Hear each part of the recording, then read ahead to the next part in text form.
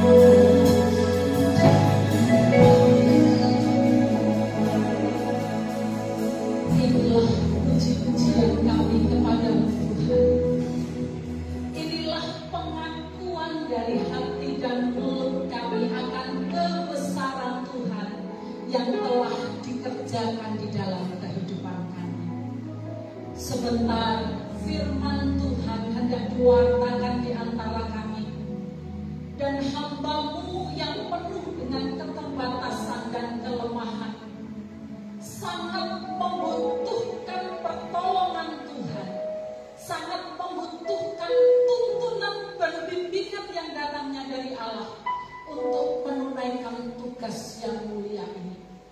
Mari Engkau bersihkan Tuhan hidup hamba-Mu ini, membersihkan hati hamba-Mu ini, membersihkan lidah bibir hamba-Mu ini, motivasi hamba-Mu ini, sehingga sungguh seluruh pewartaan firman Tuhan pagi hari ini membuktikan bahwa kemampuan dan kekuatan ini datangnya hanya daripada Tuhan Yesus Kristus, Sang Firman yang hidup. Ruangan yang ada, ruangan hati setiap jemaat, kami persembahkan kepada Allah Roh Kudus, supaya Engkau sendiri yang membimbing, Engkau sendiri yang memberkati, sehingga setiap hati, setiap pikiran boleh diberkati oleh kebenaran firman Tuhan pagi hari ini. Di dalam kuasa dan naungan Tuhan kami, Yesus Kristus, kami mengucap syukur dan berdoa. Setiap kita yang siap mendengar firman Tuhan berkata, amin. Selamat pagi Bapak Ibu. Mari bersama-sama kita akan membaca firman Tuhan di dalam kitab 2 Korintus pasalnya 10 ayat 7 sampai ayat 11. 2 Korintus pasalnya yang 10 ayatnya 7 sampai dengan ayat yang ke-11. Demikian firman Tuhan. Saya akan membacakan untuk seluruh jemaat Tuhan, dan Bapak Ibu jemaat sekalian memperhatikan firman Tuhan dengan baik. Tengoklah yang nyata di depan mata kamu. Kalau ada seorang benar-benar yakin bahwa ia adalah milik Kristus, hendaklah ia berpikir di dalam hatinya bahwa kami juga adalah milik Kristus sama seperti Dia.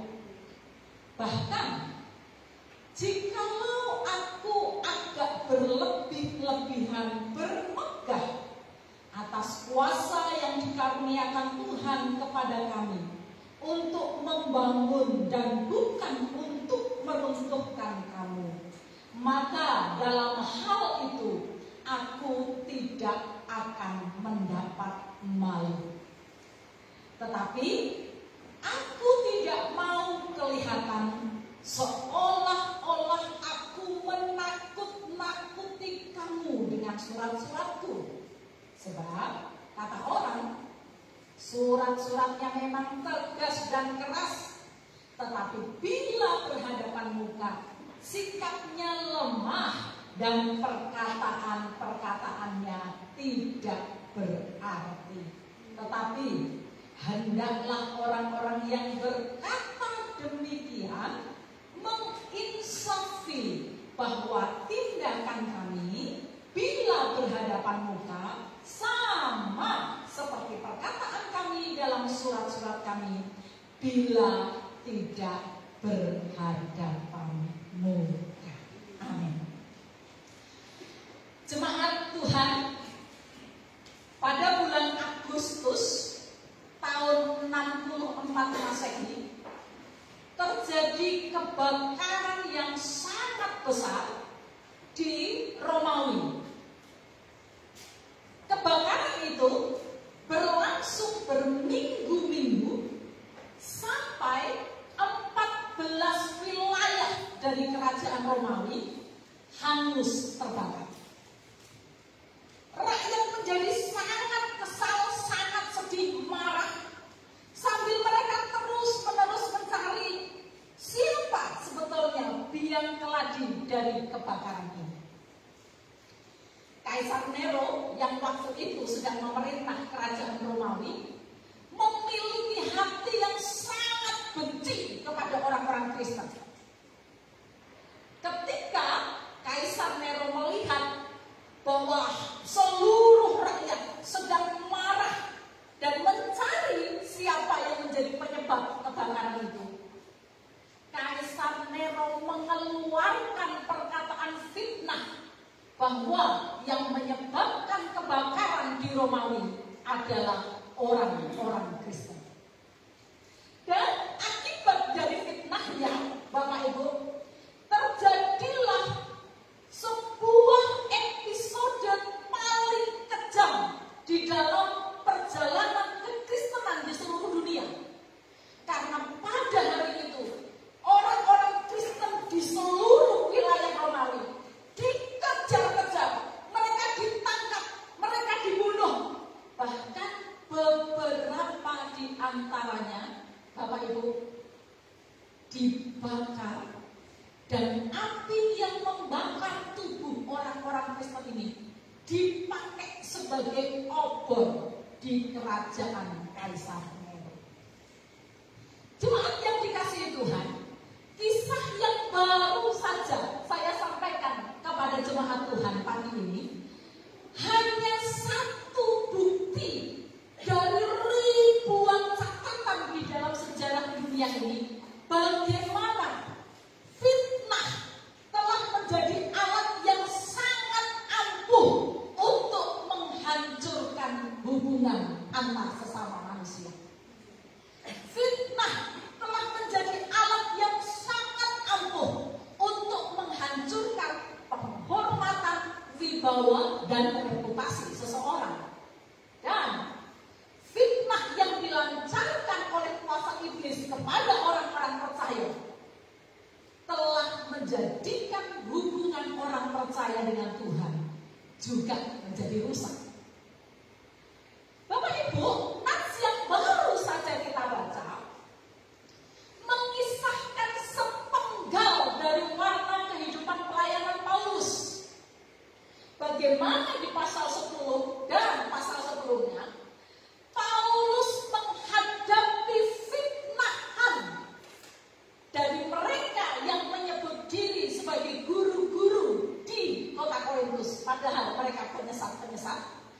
Mereka melontarkan banyak sekali fitnah tentang Rasul Paulus kepada jemaat Korintus, di mana Paulus ini adalah pendiri dari jemaat Korintus.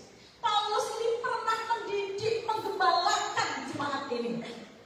Tetapi kemudian oleh penyesat-penyesat ini, jemaat Korintus yang sangat dikasihi oleh Paulus, jemaat ini terfitnah, sehingga akhirnya apa yang terjadi, Bapak Ibu? Tujuan dari penyesat ini tercapai, yaitu hubungan baik jemaat Korintus dengan Paulus akhirnya hancur. Bahkan jemaat Korintus sampai menolak kehadiran Rasul Paulus ketika mau datang di kota Korintus. Tentu Bapak Ibu, bagi Paulus ini pengalaman yang sangat mengecewakan. Karena dia menerima fitnah, dia menerima penolakan, dia menerima pengkhianatan justru dari orang yang sangat dikasihinya, dari seorang yang diangkatnya dari lumpur dosa untuk dibawa, dipersembahkan kepada Kristus. Dan Bapak Ibu,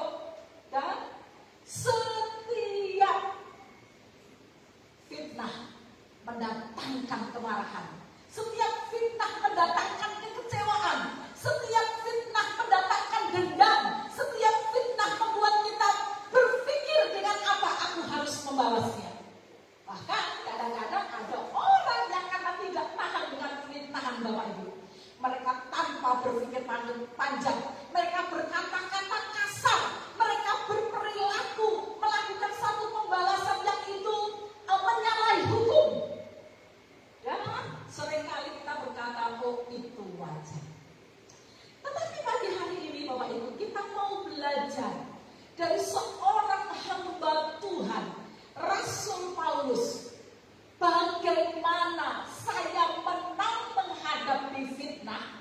Bukan menang secara perasaan kita, karena kalau menang, ukuran menangnya perasaan kita, ya ketika dendam kita membalaskan perasaan kita, sepertinya lega.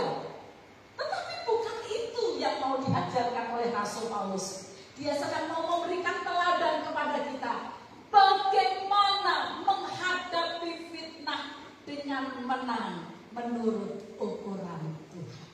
Yang pertama, Bapak Ibu, kalau saya dan Bapak Ibu juga mengalami seperti yang dialami Paulus, dikabarkan berita bohong tentang kita, dikabarkan kabar yang keliru tentang kita, difitnahkan kepada kita satu perbuatan yang tidak pernah kita lakukan. Apa yang harus saya lakukan? Yang pertama, ingat bahwa kita ini miliknya Kristus.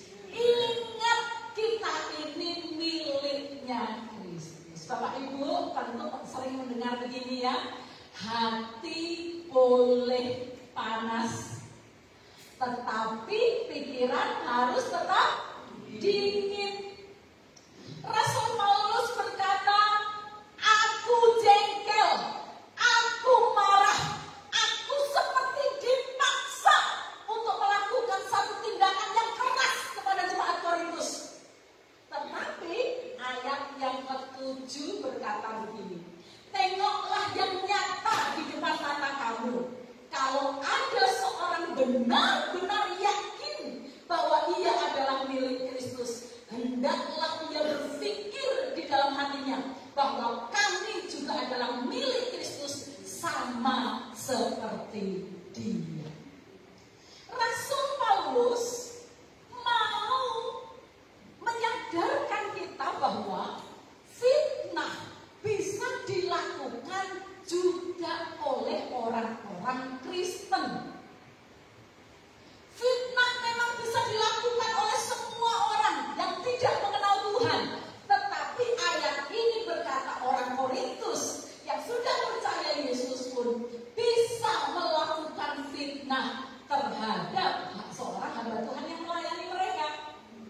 Itu sebabnya ayat 7 berkata, kamu milik Kristus, seharusnya kamu pun berpikir bahwa aku adalah milik Kristus. Apa yang mau dikatakan oleh Rasul Paulus, Bapak Ibu? Rasul Paulus berkata, aku yang terfitnah ini mau terus mengingatkan diriku sendiri, aku ini miliknya Kristus. Kalau begitu, aku harus menghadapi fitnahan ini dengan mengingat dua hal. Yang pertama, ketika aku difitnah, aku tidak ditinggalkan Tuhan. Tuhan bersama-sama dengan aku menghadapi fitnahan ini, dan aku harus menghadapinya dengan cara Kristus. Ingat bahwa kita milik Kristus, artinya ingat Kristus bersama dengan kita menghadapi fitnah ini, dan ingat cara saya menghadapi fitnah ini adalah cara yang mencerminkan Kristus, bukan cara yang duniawi. Itu sebabnya kalau kita naik ke atas, Bapak Ibu, di ayat 3 dan 4, Rasul Paulus berkata begini, memang kami masih hidup di dunia, tetapi kami tidak berjuang secara duniawi.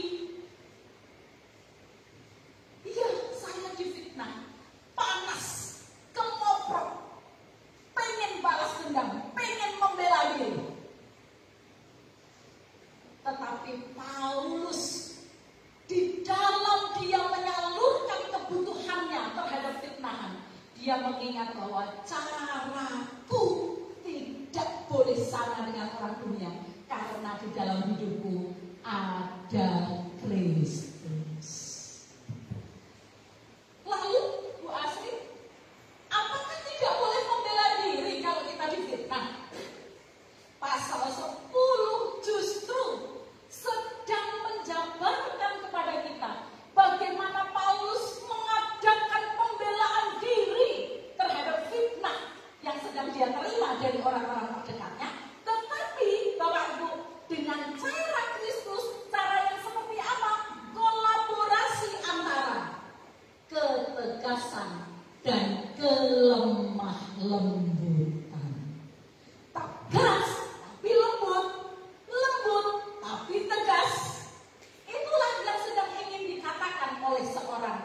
Paulus. Sama seperti dia meneladani Kristus, bagaimana Kristus tegas dengan dosa, tetapi Kristus lembut dan penuh kasih dengan manusia yang berdosa. Bapak Ibu, saya tertarik sekali dengan apa yang dikatakan oleh Bapak Rick Warren. Ya, beliau salah satu dari penulis-penulis buku rohani yang sangat luar biasa, bukunya banyak memberkati orang. Beliau berkata begini, life is a test. Artinya kehidupan adalah ujian. Lalu beliau berkata begini, setiap saat kita diperhadapkan kepada ujian. Ujian tentang kesabaran, kesetiaan, kejujuran, keteguhan, hingga ujian tentang iman kita. Ujian itu hadir tanpa kita sadari, mulai dari yang sederhana sampai yang berat. Kita gagal menjalaninya, kita gagal menjalani ujian ini karena fokus kita tidak lagi kepada Tuhan. Agar kita memenangkan terhadap semua ujian, kita perlu menguji diri. Apakah kita benar-benar berdiri dalam iman yang sungguh kepada Kristus. Bapak Ibu, banyak fitnah terjadi di kampung kita, banyak kabar buruk terdengar tentang kita, dan itu tidak benar kadang-kadang. Tetapi jika benar Bapak Ibu sedang ada dalam fitnahan dari siapapun, Rasul Paulus mengingatkan, ingat kita milik Kristus. Tuhan bersama kita dalam proses fitnah yang berat ini, dan karena Kristus ada di dalam kita akan menghadapinya bukan dengan cara dunia, tetapi cara Kristus, yaitu dengan tegas dan lemah lembut. Yang kedua, Bapak Ibu, apa teladan Rasul Paulus ketika kita menghadapi berita bohong tentang kita? Apa yang harus kita lakukan menurut teladan Rasul Paulus kalau kita difitnah oleh siapapun itu? Yang kedua, Bapak Ibu, ingat bahwa kita ini memiliki kuasa dari Kristus. Kita akan lihat ayatnya yang ke-8. Ayat ke-8 berkata begini, bahkan jikalau aku agak berlebih-lebihan bernegah atas kuasa yang dikaruniakan Tuhan kepada kami untuk membangun dan bukan untuk meruntuhkan kamu, maka dalam hal itu aku tidak akan mendapat malu. Jemaat Korintus termakan dengan semua fitnahan tentang Paulus dari penyesat-penyesat yang ada. Karena jemaat Korintus itu termakan, Bapak Ibu, oleh fitnah ini, sehingga akhirnya jemaat Korintus mulai mempertanyakan dan menolak wewenang Paulus terhadap jemaat di Korintus. Lalu di ayat ke-8 Paulus ngobrol dengan mereka, coba pertimbangkan, coba pikirkan, mau dilihat dari pertimbangan manapun, mau dilihat dari sisi manapun, aku adalah hamba Tuhan yang paling berwenang terhadap kamu. Aku memiliki kuasa terhadap kamu. Kuasa itu berdapat dari Tuhan. Lalu Paulus mengatakan, kuasa yang kuterima dan kuasa yang ada pada orang percaya sifatnya bebas. Bebas dalam arti apa, Bu? Kuasa yang Tuhan tempatkan kepada kita bebas. Bebas untuk apa? Bebas untuk kita menggunakannya untuk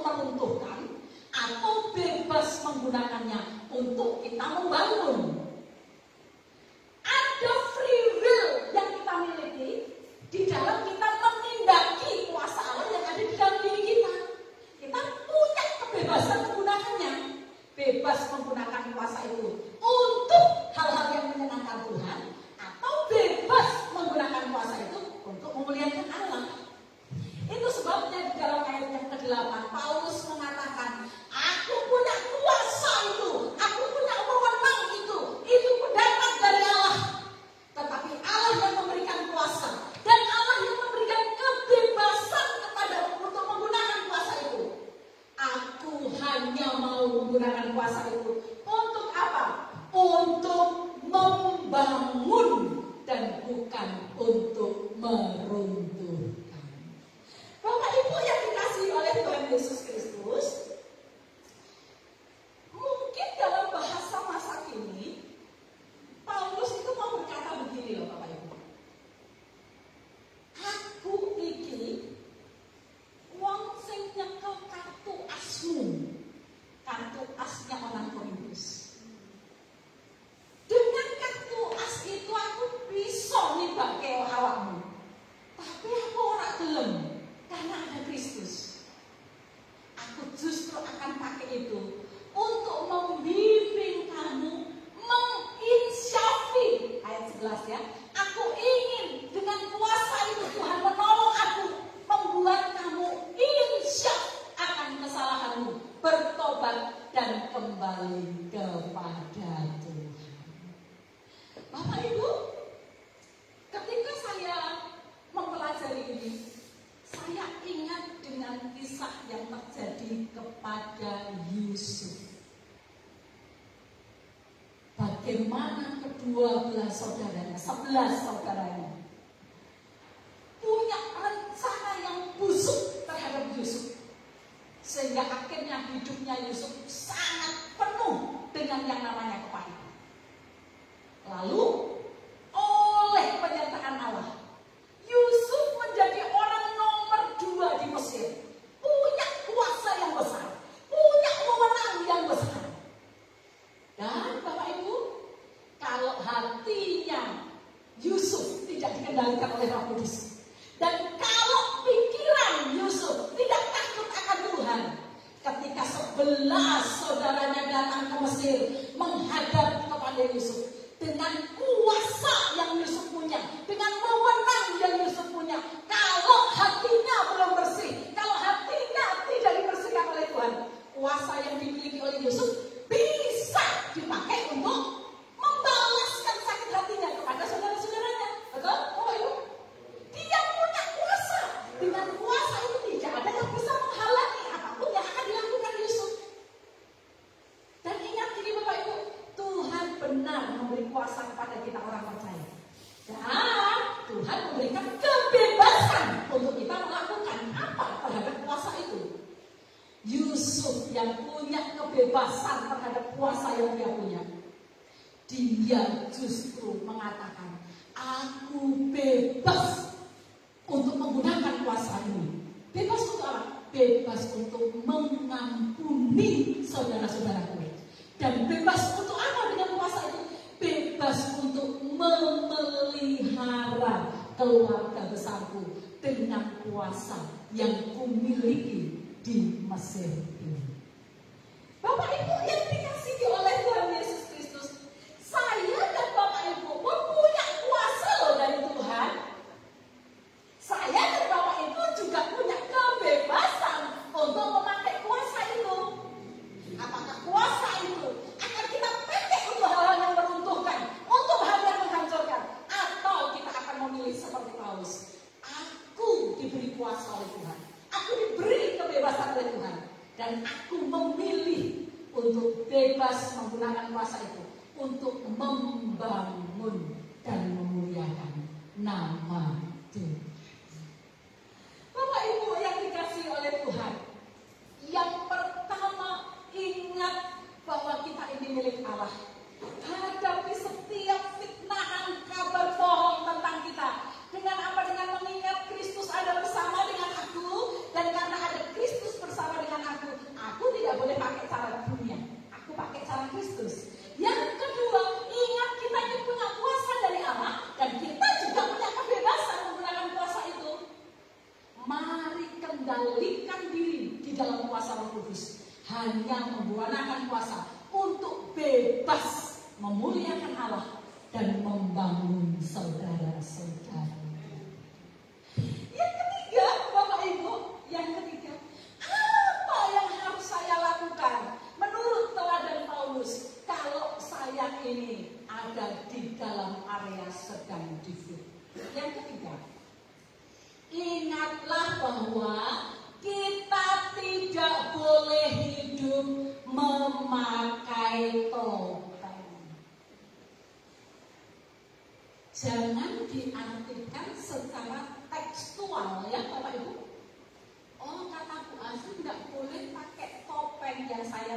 topeng bukan penutup muka yang ada gambarnya, bukan itu. Tetapi kata tidak boleh memakai topeng artinya hidup kita tidak boleh main drama, tetapi harus tulus. Mari kita lihat ayatnya 9 sampai yang 10. Tetapi aku tidak mau kelihatan seolah-olah aku menakut-nakuti kamu dengan surat-suratku, sebab kata orang, ini salah satu fitnah yang dilontarkan untuk Paulus, surat-suratnya memang tegas dan keras, tetapi bila berhadapan muka, sikapnya lemah, perkataannya tidak berarti. Ayat 11. Tetapi hendaklah orang-orang yang berkata demikian menginsafi. Paulus ingin membawa jemaat Korintus insaf. Insaf tentang apa? Bahwa tindakan kami, perhatikan kata tindakan, bila berhadapan muka, sama seperti perkataan kami. Kalau di dalam bahasa pekerjaan, Bapak Ibu, ini namanya integritas. Antara perkataan dan tindakan sama, selaras dengan kebenaran firman Tuhan. Bapak Ibu, atas semua tuduhan yang dialamatkan kepadanya, Paulus tentram berlindung di dalam kebenaran. Yaitu kebenaran apa? Bahwa tindakanku dan perkataanku adalah sama. Paulus sangat menyadari bahwa bukti final untuk menyanggah fitnahan adalah sikap hidup yang benar. Saya ulang Bapak Ibu. Bukti final untuk menyanggah fitnahan adalah sikap hidup yang benar. Bapak Ibu, ada kisah tentang seorang anak yang beberapa waktu ini belajarnya secara daring dari rumah. Seorang anak diberikan tugas oleh gurunya untuk mengirimkan foto bersama dengan keluarga. Ketika anak ini mendengar tugas yang dia dapatkan dari gurunya, dia langsung ingat satu foto di mana keluarganya secara bersama-sama, secara lengkap pernah rekreasi bersama di satu tempat yang indah, dan anak ini ingin mengirimkan foto ini kepada gurunya lewat WA untuk memenuhi tugas sekolahnya. Tetapi anak ini juga ingat bahwa HP yang dipakai untuk mengambil gambar ketika dia sedang rekreasi dengan keluarganya itu adalah HP punya bapaknya. Lalu anak ini langsung menuju kepada kamar bapaknya. Ternyata dia melihat bahwa bapaknya ini sedang dalam keadaan tidur. Dia langsung ambil Bapak Ibu HP-nya. Anak ini sangat mengasihi bapaknya. Anak ini sangat menghormati bapaknya. Di mata anak ini, bapaknya ini adalah bapak yang ideal, ya, bapak yang sangat. Lalu betul Bapak Ibu, HP-nya bapaknya diambil, langsung dia cari galeri, ya, foto. Karena dia tahu, oh ya, penyimpanan foto di sini. Lalu Bapak Ibu, ketika galerinya diklik, muncul semua gambar.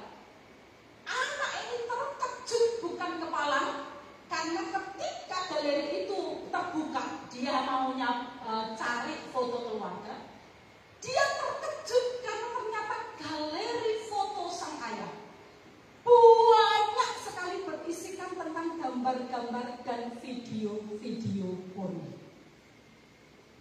Melihat ini, anaknya seperti dilemparkan di dalam jurang. Dia merasa sedang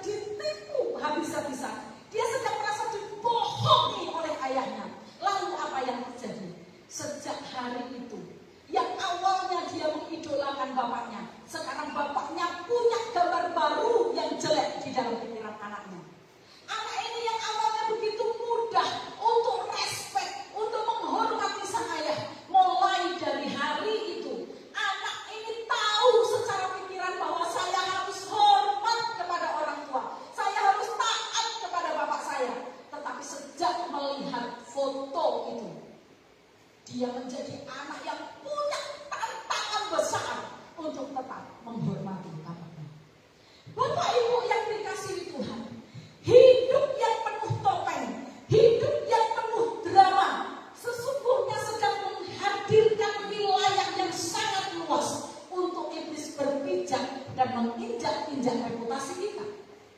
Itu sebabnya Rasul Paulus sangat memberikan teladan kepada kita. Ayo hidup secara tulus. Ayo hidup secara berintegrasi yang baik. Ayo hidup sama antara perkataan dan tindakan kita. Ayo hidup sama dimanapun kita berada. Tantangan ini bukan berarti sedang memberikan keleluasaan kepada kita untuk menghilangkan etika dan sopan santun di mana kita berada. Tentu cara tertawa Bapak Ibu di rumah dengan di komunitas yang banyak akan berbeda. Betul Bapak Ibu? Cara posisi kaki ketika makan di rumah, Bapak Ibu nyaman dengan kaki yang dinaikkan di atas kursi, itu tidak bisa kita lakukan di tempat umum. Lalu Bapak Ibu berkata, loh bukannya saya harus hidup transparan. Bukan itunya, bukan itu. Bapak Ibu yang dikasih oleh Tuhan, pagi ini Rasul Paulus berkata kepada kita, yuk hiduplah dengan murni, hiduplah dengan tulus. Karena kemurnian kita, ketulusan kita tidak akan memberikan pijakan bagi si iblis mendatangkan fitnah atas hidup kita. Bapak Ibu yang dikasih Tuhan, apa penerapan yang akan kita bawa pulang untuk firman Tuhan yang sudah kita dengar pagi hari ini? Bapak Ibu, penerapannya adalah manusia mana saja bisa memfitnah kita. Tetapi jangan lupa, iblis, sang musuh Allah dan musuh kita, tidak pernah lelah dan tidak pernah lengah, juga terus memfitnah kita dalam semua keadaan kita dengan satu tujuan, merusak dan menghancurkan hubungan baik kita dengan Allah. Bapak Ibu, Alkitab memakai kata pengganti untuk iblis itu beragam, yaitu si penggoda, karena dia memang suka menggoda kita jatuh dalam dosa. Yang kedua, si pencoba, dia suka mencoba kita untuk jatuh dalam dosa. Yang ketiga, bapa segala dusta. Jadi kalau ada orang yang memutuskan untuk berbohong, sebetulnya dia sudah masuk kepada jerat iblis, sudah masuk kepada godaan iblis, yang kemudian dia menjadi pelaku kebohongan. Karena iblislah bapa segala dusta.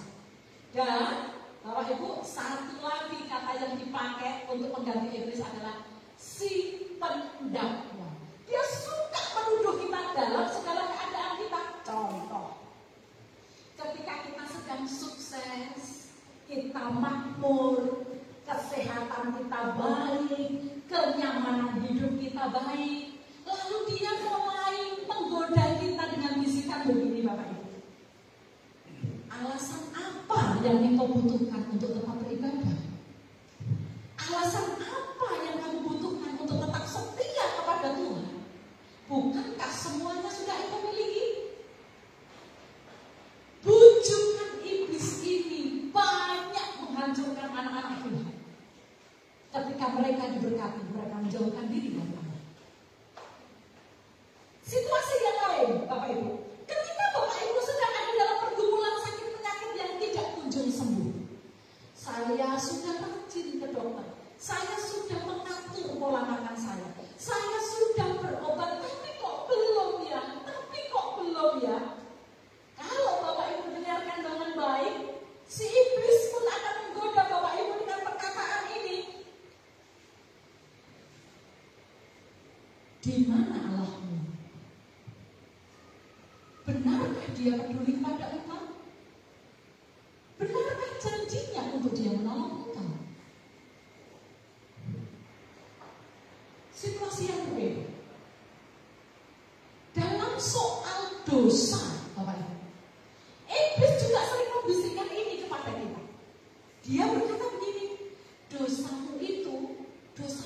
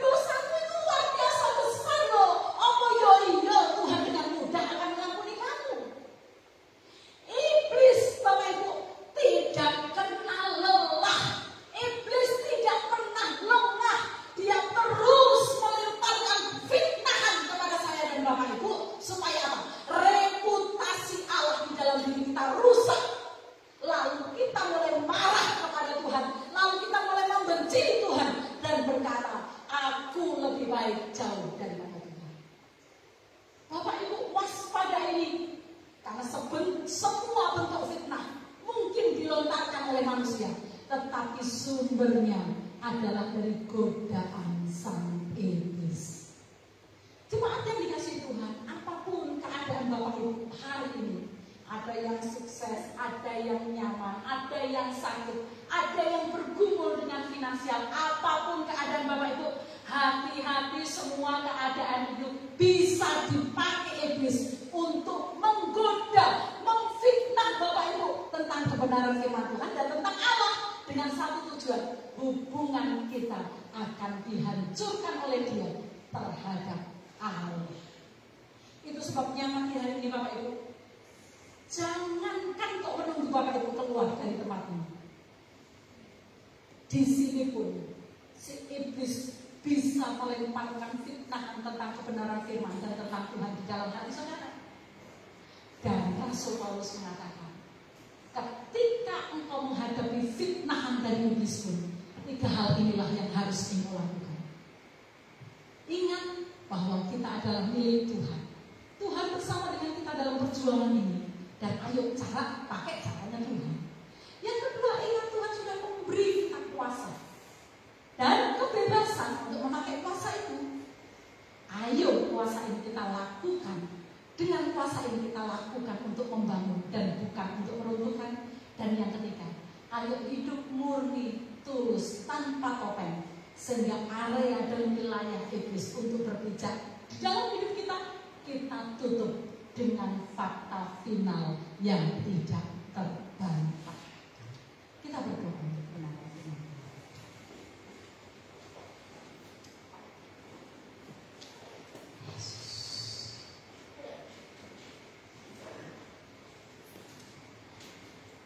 Bapa yang di surga, nyata dari kebenaran firman Tuhan pagi hari ini, bahwa ancaman kami bukan hanya soal kurang makan, kurang minum, kurang tidur, dan tidak tercukupinya kebutuhan keuangan kami. Ada ancaman yang serius, ya Allah. Ancaman fitnah dari si jahat yang bisa saja memakai bentuk manusia yang lain, atau fitnahan dari si jahat yang langsung ditujukan kepada kami, supaya reputasi firman Allah, reputasi Allah di dalam hidup kami hancur, dan hubungan kami kepada Tuhan pun menjadi rusak. Bapa, padahal Tuhan sendiri berkata kepada kami, di luar Engkau kami tidak bisa berbuat apa-apa. Di luar Tuhan kami tidak bisa menolong diri kami sendiri. Dan sesungguhnya hubungan kami yang sehat dengan Allah justru membukakan pintu-pintu berkat untuk kami. Itu sebabnya Tuhan, tolong kami supaya kami memakai kuasa yang sudah kami miliki dari Allah untuk melawan tipu muslihat, tipu daya si iblis yang terus memfitnah kami, menangkan kami Tuhan, menangkan kami dari semua dusta, godaan, dan cobaan yang dia pasang terhadap kami sekalian. Bapa, kami mohon pertolongan Allah Roh Kudus supaya kami boleh mengubah cara kami menghadapi fitnahan dari manapun, manusia maupun dari iblis. Supaya kami terus ingat kami ini milik Tuhan. Tuhan tidak pernah tinggalkan kami. Tuhan selalu bersama dengan kami. Kami tidak menghadapi ini dengan cara-cara duniawi, tetapi dengan cara Kristus. Dan supaya kami tetap murni, sehingga kami bisa memberikan bukti final kepada siapapun bahwa hidup kami benar. Terima kasih untuk firman-Mu pagi hari ini. Hamba-Mu berhenti berbicara, tetapi Roh Kudus yang ada di dalam hati masing-masing jemaat akan terus meneruskan pengajaran ini pada mereka, sehingga setiap jemaat boleh hidup di dalam kekudusan dan kebenaran Tuhan. Di dalam nama Yesus kami bersyukur untuk firman Tuhan pagi hari ini. Haleluya. Amin.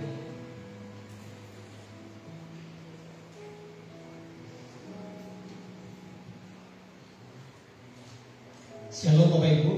Tuhan beri kemuliaan untuk Tuhan kita Yesus Kristus. Amin. Saya percaya bahwa setiap kita pernah mengalami hari ini, amin.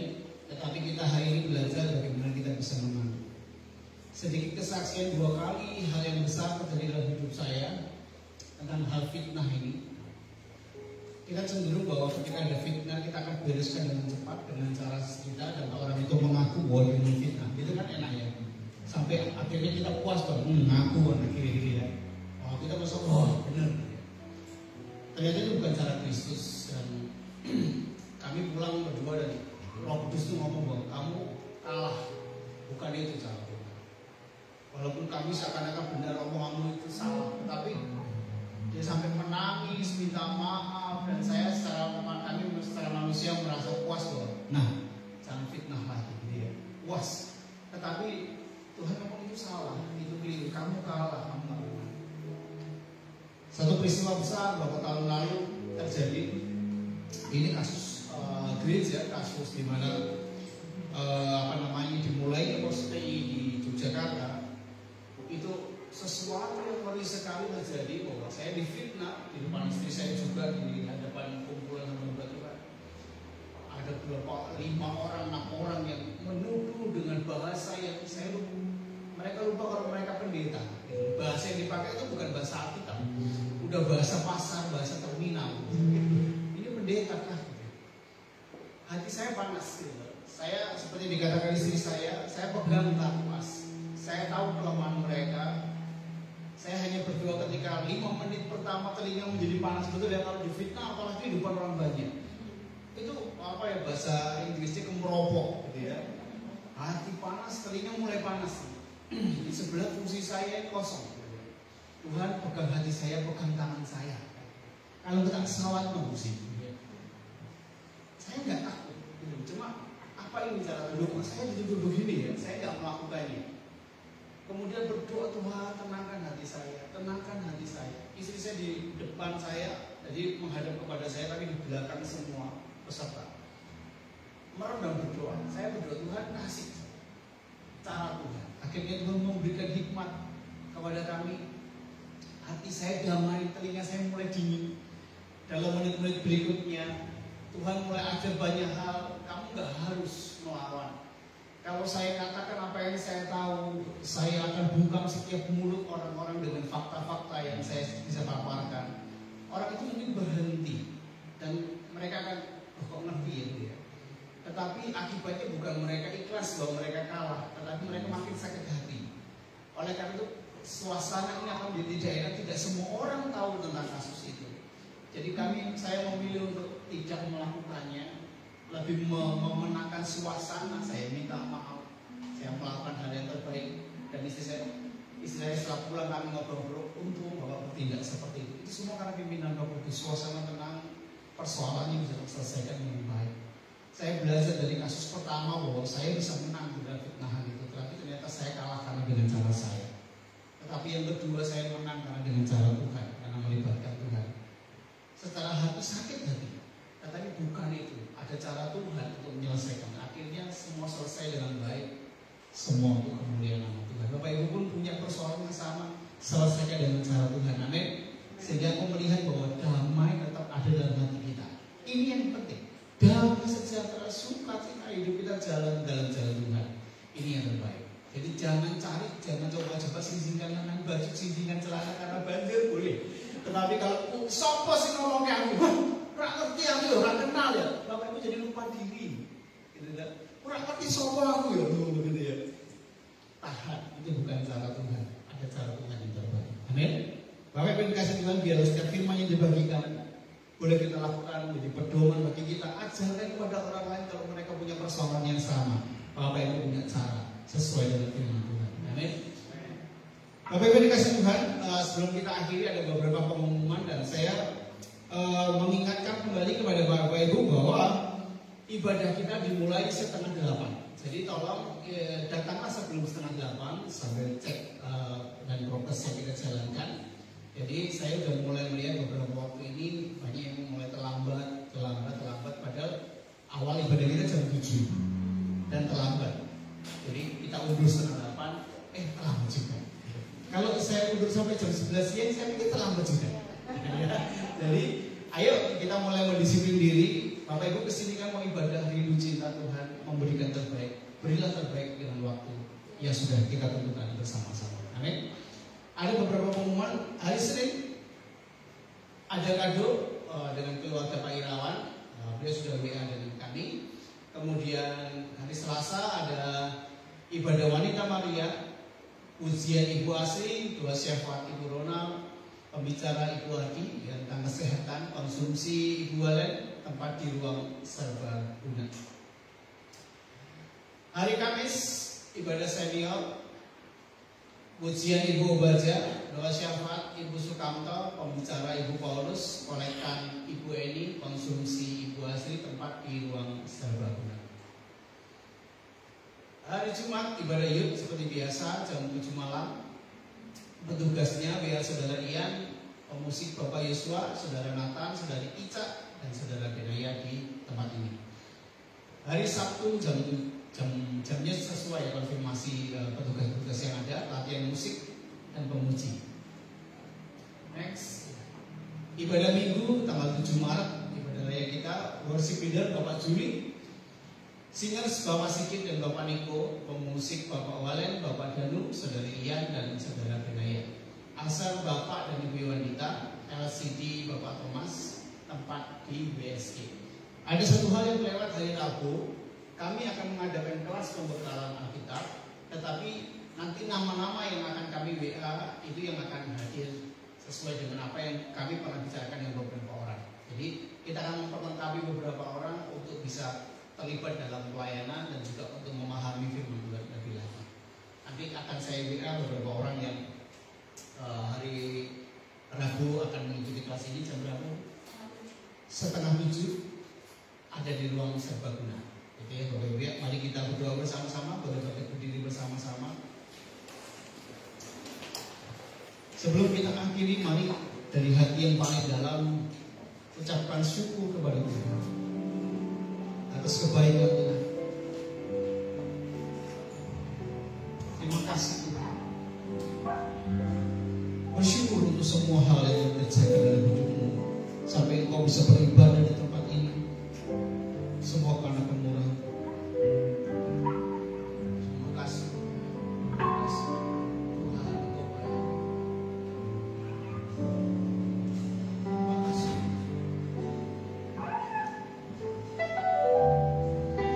Terima kasih engkau baik.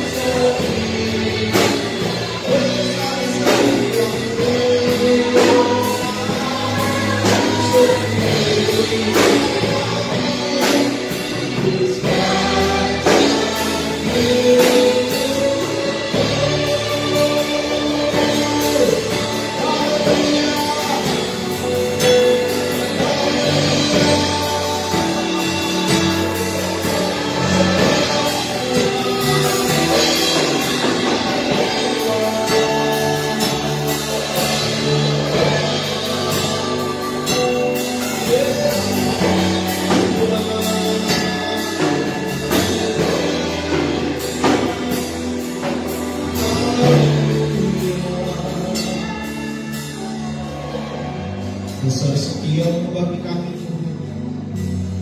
Pertolongan Tuhan tak pernah terlambat dalam hidup kami. Kami percaya Tuhan, ajar kami bersabar dengan waktu Tuhan. Ajar kami tunduk kepada kedaulatan dan kehendak Tuhan. Karena kehendak Tuhan adalah yang terbaik bagi setiap kami. Oleh karena itu pagi hari ini, biar setiap firman yang ditaburkan, biarlah Roh Kudus Engkau yang menolong setiap kami mengingatnya, menyimpan dalam hati kami dan kami melakukannya. Ketika kami mulai mengerti akan kebenaran firman Tuhan ini, supaya nyata bahwa kami anak-anak Tuhan yang hanya mau menyenangkan hati Tuhan dengan cara melakukan kehendak Tuhan. Di akhir ibadah ini kami terus menyerahkan bangsa dan negara kami dalam tangan Tuhan.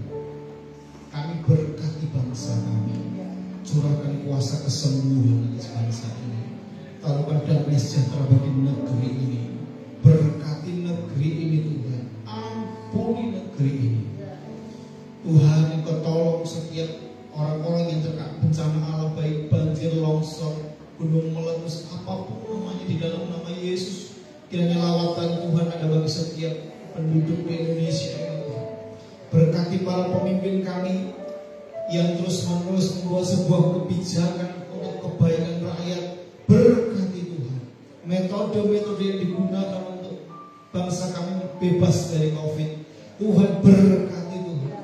Usaha-usaha untuk meningkatkan ekonomi di negeri ini diberkati Tuhan. Tuhan berkati aparat pemerintah yang ada, baik TNI, Polri. Tuhan Kau berkati supaya mereka jadi benteng bagi bangsa ini, pelindung bagi bangsa ini. Presiden kami diberkati Tuhan dengan seluruh stafnya, menteri-menteri yang ada, semuanya dipakai Tuhan untuk memberkati bangsa ini. Tuhanlah yang memberikan hikmat bagi mereka, Tuhan yang menolong jalan hidup mereka dalam pemerintahan ini. Biarlah hikmat Tuhan, takut akan Tuhan ada bagi mereka, sehingga apapun yang diprogramkan semata-mata untuk mensejahterakan rakyat Indonesia ini, biarlah Kau yang memberkati semuanya Tuhan, dan jadi seperti kehendak Tuhan. Terima kasih Tuhan, terima kasih. Kami terus menyerahkan pembangunan gereja kami dalam tangan Tuhan. Tuhan, kami perlu Tuhan, kami tahu Tuhan yang memulai, Tuhan juga akan menolong dalam perjalanan pembangunan yang ada hingga finish. Semuanya akan indah pada waktunya, sebab bagi Tuhan segala kemuliaan. Terima kasih Tuhan. Di akhir ibadah ini kami menyerahkan lagi hidup kami dalam tangan Tuhan. Pimpin kami dalam hari-hari kami Tuhan.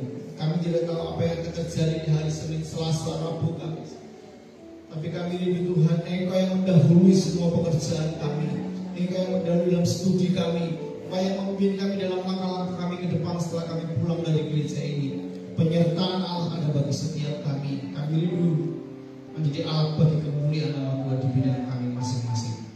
Bapak Ibu Saudara yang dikasihi Tuhan, sekarang pulanglah, lakukan aktivitasmu untuk kemuliaan Tuhan dimanapun engkau berada. Jadilah berkat. Pulang dengan bawa berkat kasih rahmat dari Allah Bapa di surga.